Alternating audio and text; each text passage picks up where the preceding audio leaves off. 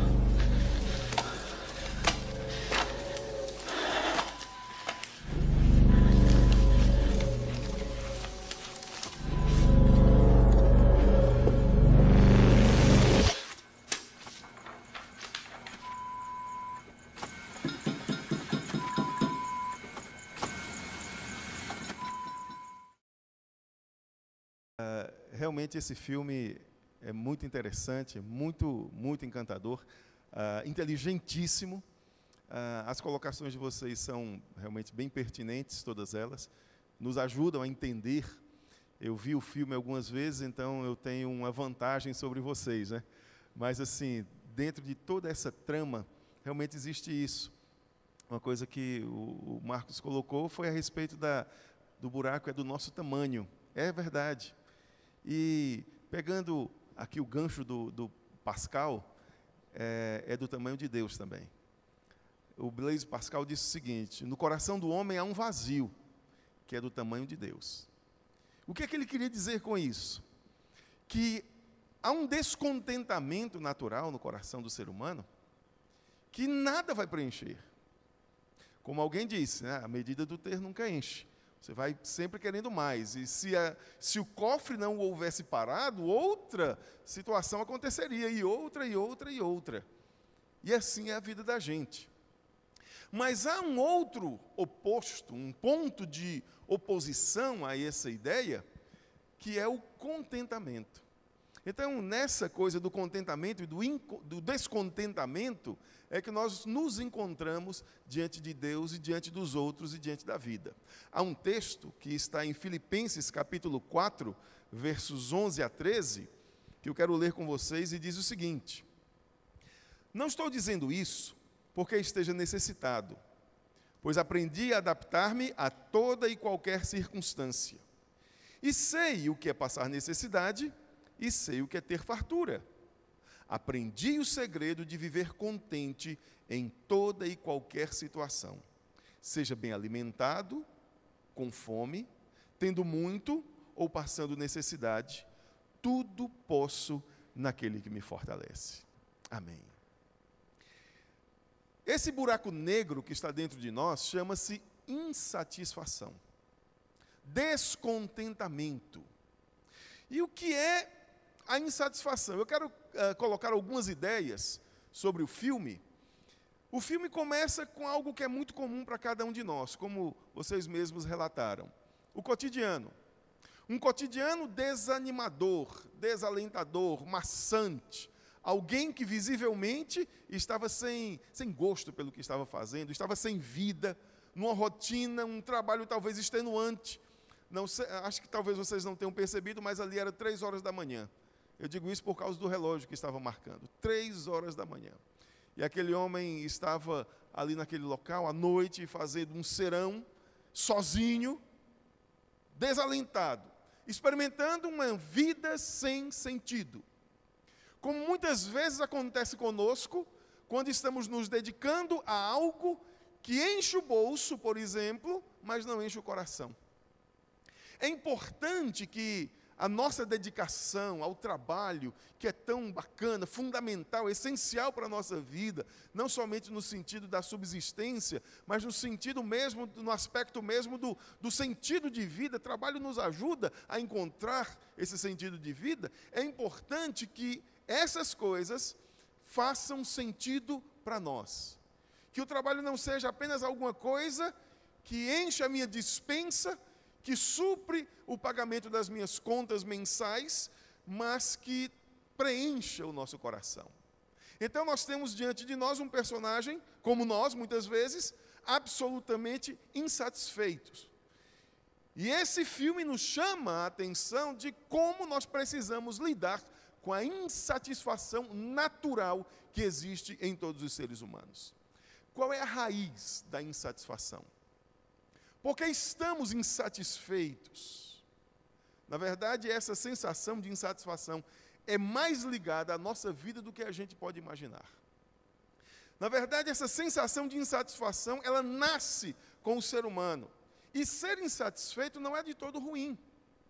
Existem insatisfações que produzem coisas boas.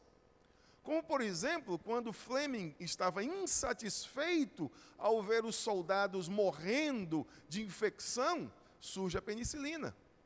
Ou quando, por exemplo, Albert Sabin, vendo crianças padecendo de poliomielite, surge a vacina antipólio, por causa da insatisfação. Ou quando Oswaldo Cruz vê a nação sendo devastada por epidemias, surgem esses conceitos dentro do nosso país, da vacina, do sanitarismo e de todas essas coisas que a gente vê que são hoje tão importantes.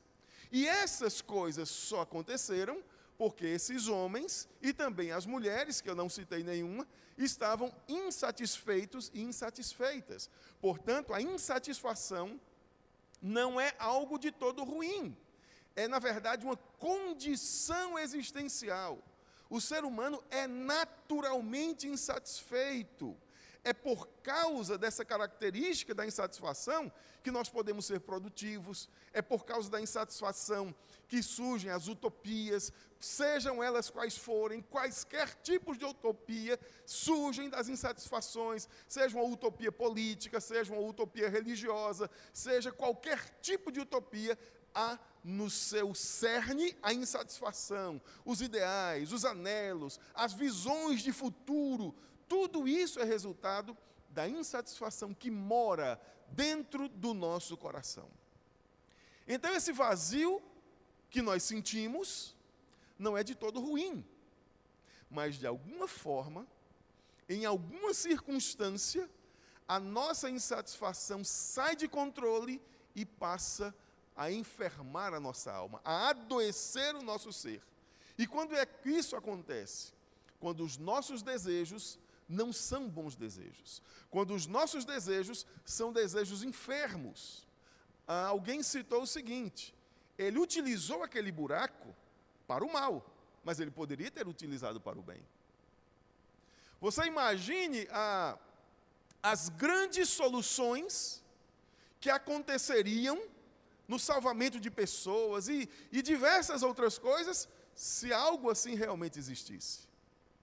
Mas a temática do filme é exatamente essa.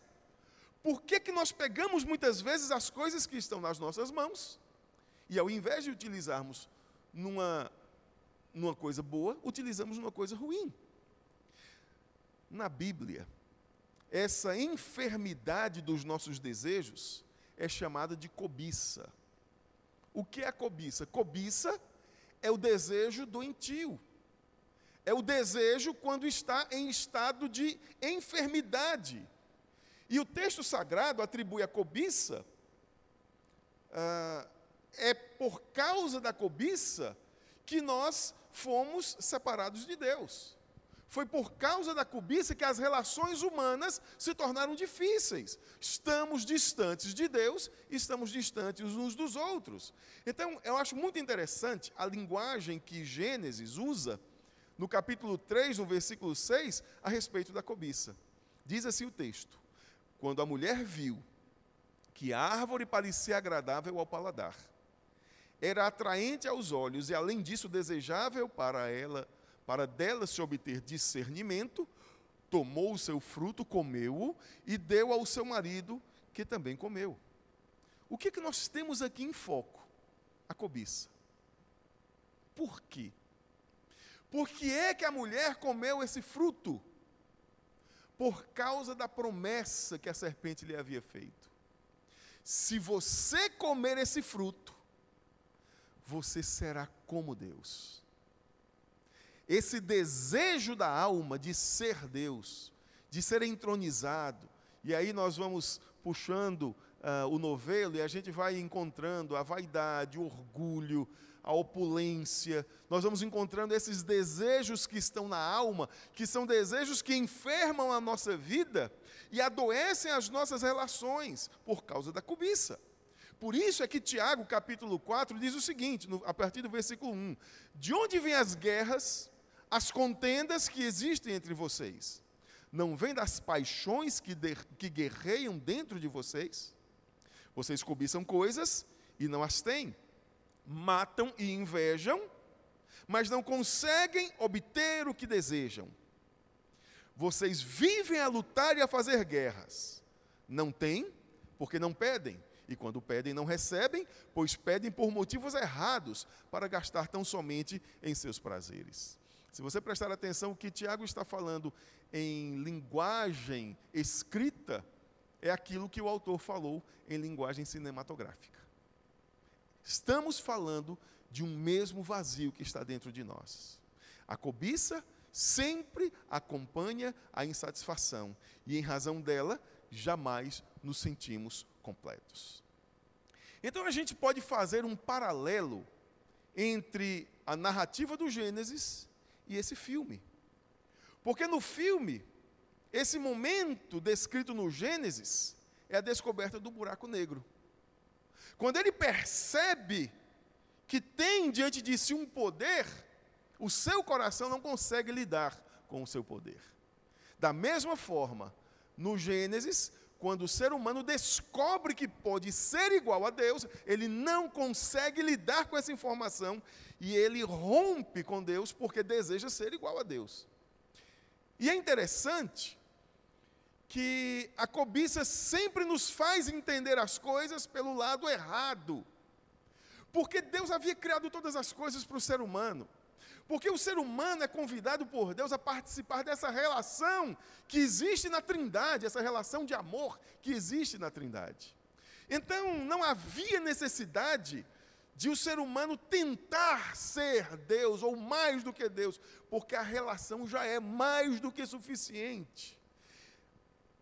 A descoberta de sentir-se ilimitado é uma descoberta perigosa para o ser humano. Por isso é que nós temos dificuldade em lidar com o poder. O que é o poder? O poder é a expansão dos nossos limites.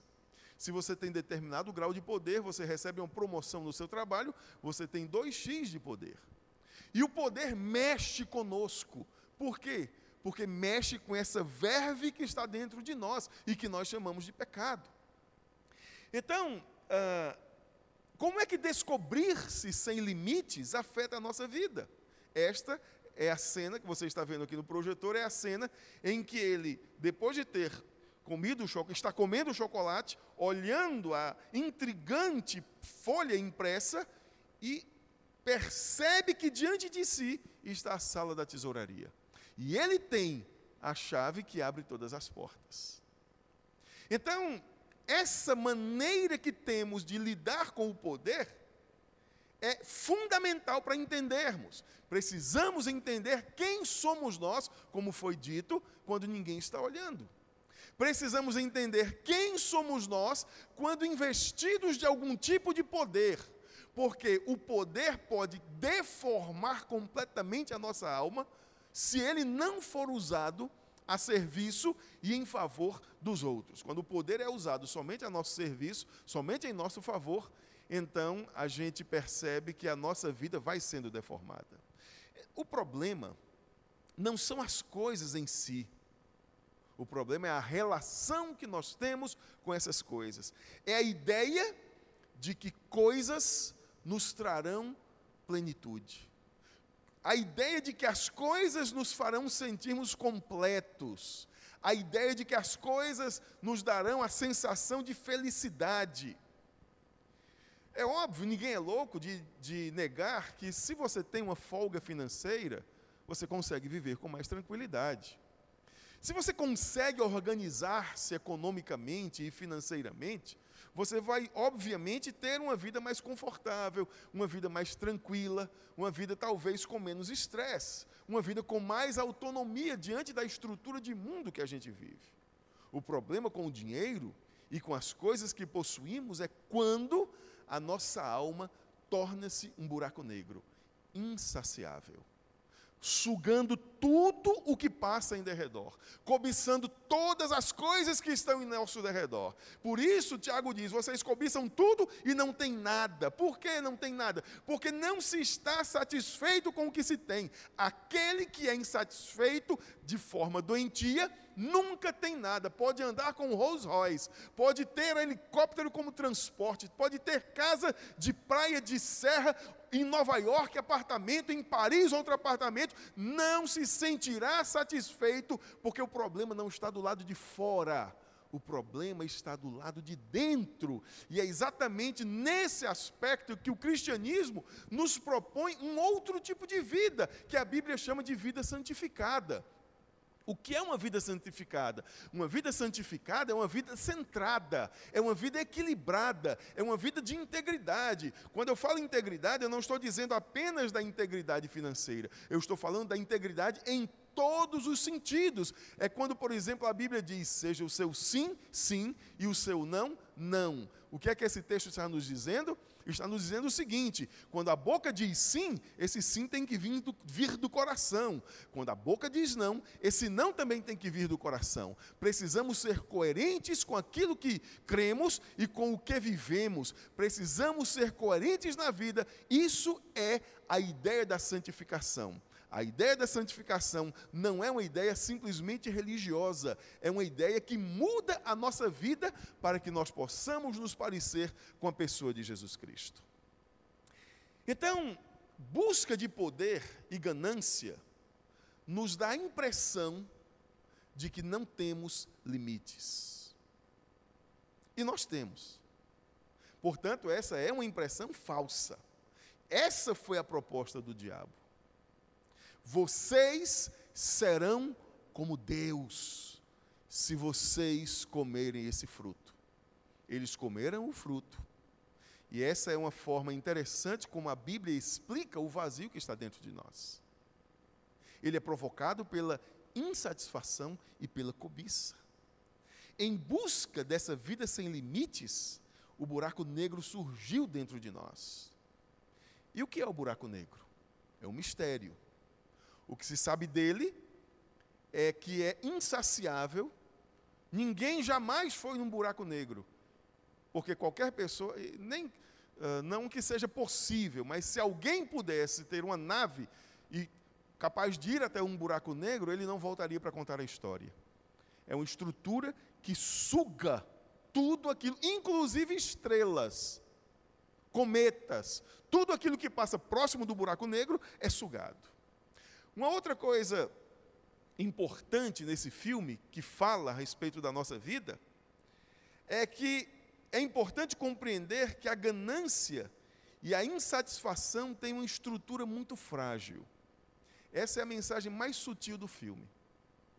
Porque aquela folha torna-se o símbolo da ganância daquele homem, da insatisfação daquele homem. A folha é o retrato dele mesmo. Mas, se você prestar atenção, é uma estrutura muito frágil. Por quê? Não sei se está dando para você ver no projetor, mas o que sustenta aquela folha é uma fita de durex. O que é que ele quer dizer com isso? O que é que os cineastas, são dois canadenses, o que é que eles querem dizer com isso? Que essa estrutura de poder, que essa estrutura que a gente busca é muito frágil, porque está fixado em coisas que são frágeis. E nós que conhecemos a Bíblia, que conhecemos a Deus, nós percebemos quão frágeis as mais fortes estruturas dessa terra são diante da eternidade. Mas a gente vai cada vez mais fundo no nosso próprio egoísmo, que no filme é metaforizado pelo cofre. O cofre é outro retrato de nós mesmos. É outro retrato da nossa própria ganância. Porque ele entra no cofre, quer dizer, ele entra dentro de si mesmo. Ele entra dentro da sua própria ganância, ele avança no seu projeto de egoísmo, ele avança no seu projeto de gana e acaba se perdendo. Acaba ficando completamente preso dentro de si mesmo. Essa é a lógica da ganância. Essa é a lógica do buraco negro. O resultado sempre será prisão, descontentamento. A cena final é emblemática. A cena final nós temos a porta. O que é a porta? A oportunidade. Nós temos o cofre. Nós temos os bens, que são os desejos. Os bens são os desejos. E a pessoa lá dentro do cofre, presa, porque a insatisfação, pode acender, obrigado, porque a insatisfação não nos permite desfrutar o que está diante de nós. Por mais que se tenha, menos satisfeito se é. Então, quais são as forças? E, voltando um pouquinho, essa é a lógica do filme, tá certo? Mas a pergunta que nós precisamos fazer é o seguinte: quais são as forças que nos ajudarão a vencer esse buraco negro que está dentro de nós? O que é que isso tem a ver com a nossa vida? O que é que a Bíblia nos ensina? Quais princípios a Bíblia nos ensina que são capazes de nos ajudar a lidar com esse buraco que está em nós? O contentamento é o primeiro deles.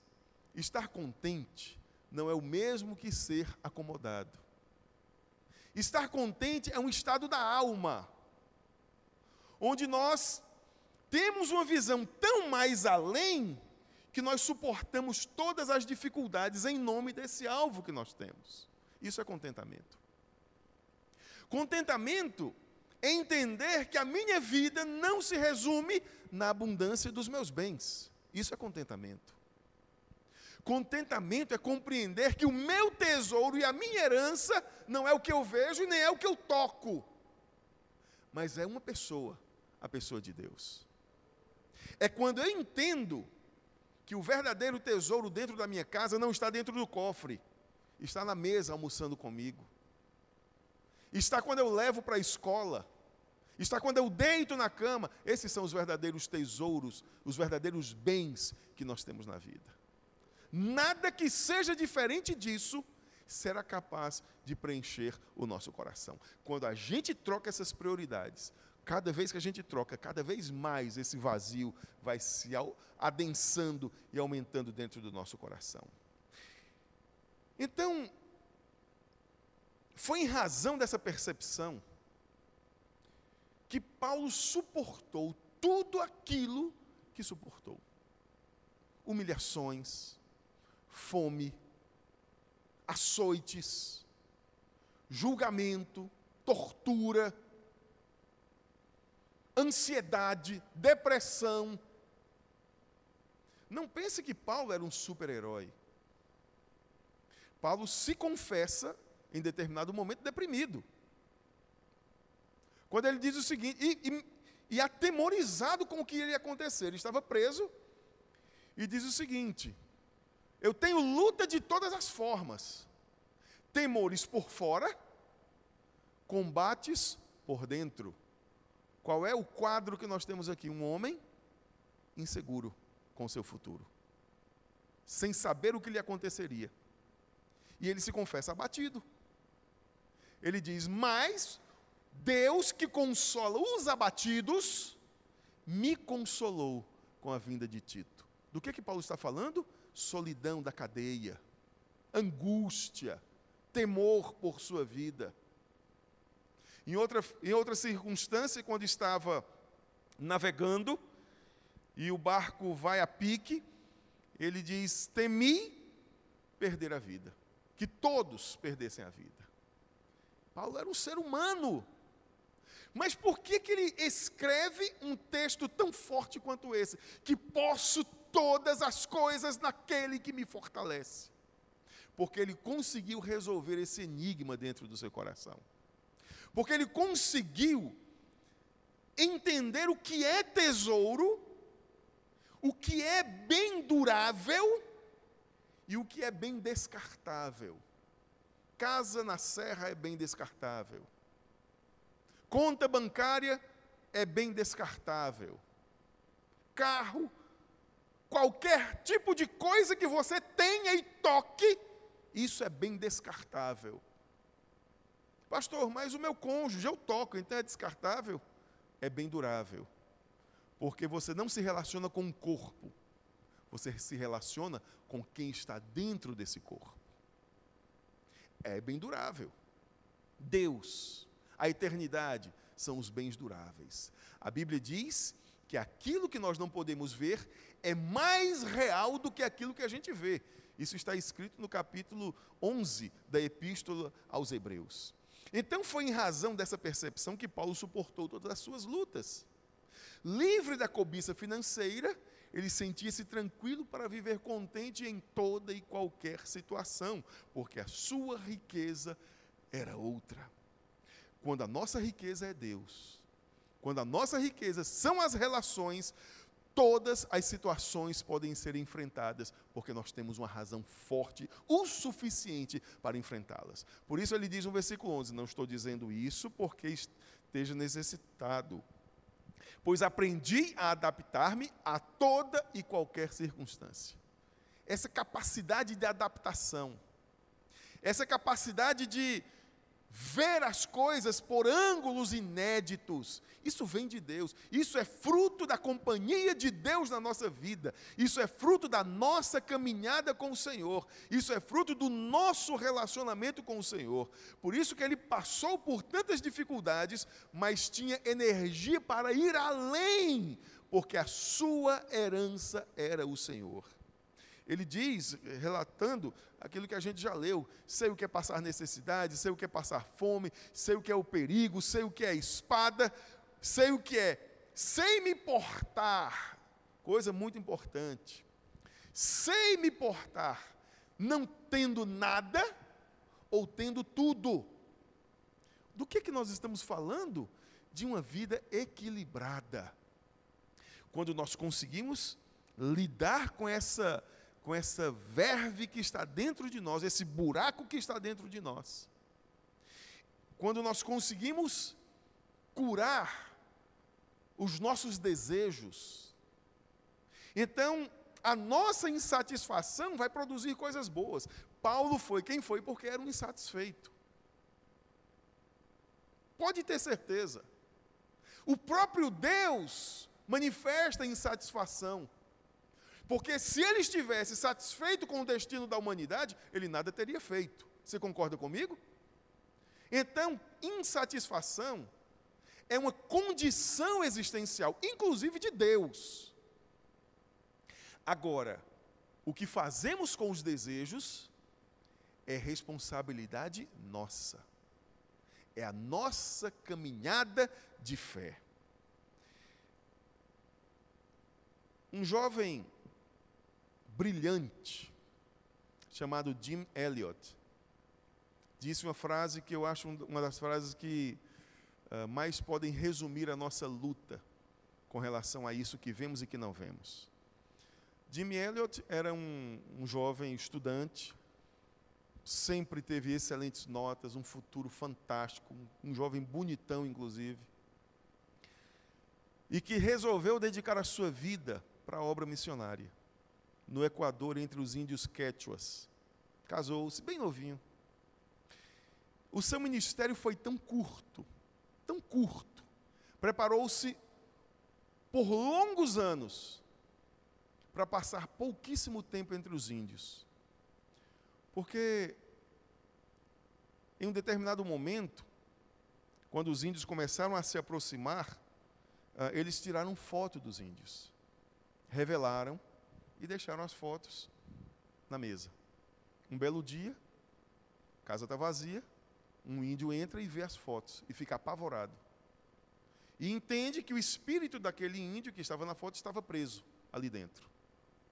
Os índios armam uma cilada e matam os 5 jovens, todos casados. Suas esposas ficaram, claro, desesperadas, mas elas resolveram voltar para a tribo. Elas resolveram voltar para continuar o trabalho.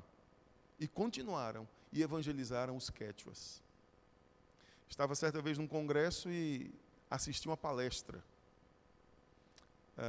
de um índio chamado, não lembro o primeiro nome, mas o segundo nome era Quincana.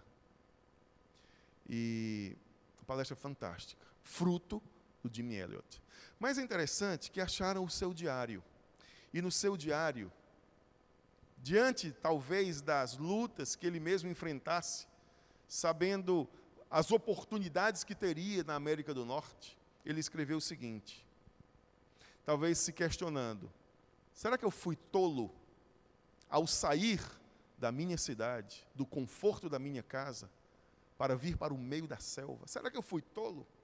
E talvez, respondendo à sua pergunta, ele escreveu o seguinte: não é tolo aquele que abre mão do que não pode reter para ganhar o que não pode perder. Eu achei essa frase lindíssima. Não é tolo aquele que abre mão do que pode reter, do que não pode reter, perdão. Você não pode reter. Você não pode reter dinheiro, você guarda, mas vem um louco, presidente da República, como o Fernando Collor de Mello, e leva tudo. Você não pode reter. O banco vai à falência, você perde tudo. E ele não tinha lastro lá nos órgãos, nas associações que eles têm. Uma casa pode perder, você não pode reter essas coisas. Nada do que você vê e do que você toca, você leva para a eternidade. Portanto, não é tolo aquele que abre mão do que não pode reter para ganhar aquilo que não pode perder. A única coisa que nós não podemos perder é Deus. Porque em Deus é que nós encontramos a nossa vida e encontramos quem somos. O apóstolo Paulo nos mostra que o contentamento é um aprendizado. Ele enfatiza bem: aprendi a adaptar-me a toda e qualquer situação.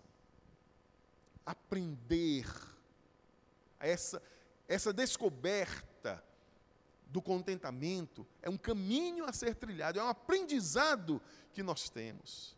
Mas, por último, nós percebemos nessa questão a maior de todas as necessidades. A nossa necessidade não é por sentido de vida, apesar de que seja muito importante. A nossa necessidade, muito menos, é por bens materiais, apesar de que eles tenham a sua importância na estrutura social que vivemos. A nossa maior sede e a nossa maior busca é por Deus. Porque é nele e somente nele que o ser humano se encontra. Porque quem não conhece Deus não consegue conhecer a si mesmo. Porque quem não conhece a pessoa de Deus terá maior dificuldade em lidar com a vida. Porque lidará com a vida sem esperança, sem expectativa, sem futuro. Estará lidando com a vida da pior forma que se pode viver. Apenas com o vazio da sua alma. E o desejo de Deus para todos nós é que nós possamos entender esse amor de Deus. E que nós possamos trilhar o nosso caminho de vida, olhando a nossa história e percebendo a presença de Deus na nossa vida e na nossa caminhada. Então, é importante que para cada um de nós, o nosso coração seja cheio, esse vazio que está dentro de nós, seja cheio da presença de Deus.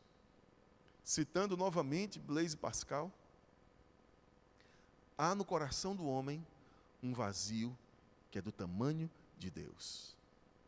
E mais tarde um pouco, não sei se parafraseando Blaise Pascal ou se por gênio próprio ele teria para fazer, Dostoiévski diz basicamente a mesma coisa.